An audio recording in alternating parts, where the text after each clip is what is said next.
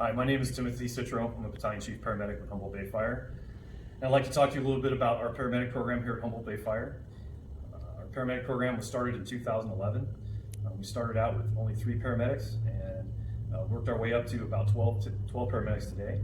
And basically what our paramedic program does is it provides advanced life support care to all medical calls that our engines respond to who have a paramedic on them prior to the arrival of the local ambulance company.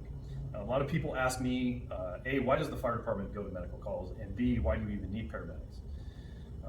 So let's start with the basics. First of all, everybody who works for Humboldt Bay Fire and most everywhere in California, the minimum requirement is to be an EMT. An EMT is a basic certification that allows you to do what's called basic life support skills, such as CPR, taking vital signs, opening airways, and other various basic medical procedures. The training to become an EMT is about 240 hours.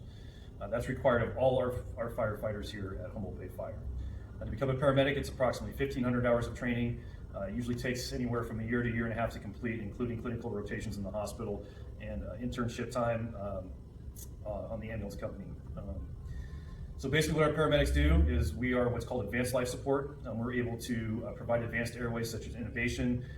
We can cardiovert, interpret 12 lead EKGs and send those to the hospital, administer 40 plus medications, start IVs, and do other type of advanced medical procedures that are usually done in the emergency room.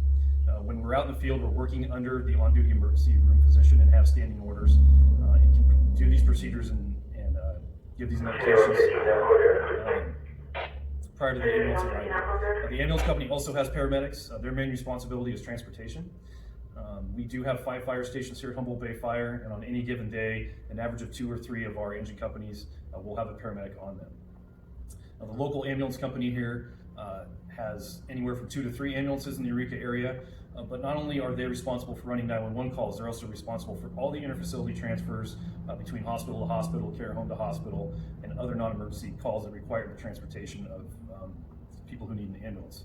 So a lot of times we will arrive first, and sometimes within a greater amount of time of 10 to 15 minutes. Other times we arrive simultaneously with the ambulance. But during those times when we do arrive first, we can provide those advanced life support things to people who need those procedures done, whether they're suffering a heart attack, they're choking, having a stroke, things like that. We can do procedures right there in somebody's home that can sometimes drastically change the outcome and improve the outcome of the patients, and that's why we're here. And that's the type of value-added service that we'd like to provide to our community, is that we can provide that service and ensure that there is no break in the chain of medical service that's provided between us, the ambulance, and the hospital. If you do happen to call 911, you can expect several things to happen during a medical emergency. First of all, our dispatch center, the Eureka Police Department, they are what's called emergency medical dispatch certified. So when you call 911 for a medical emergency, they're going to ask you questions.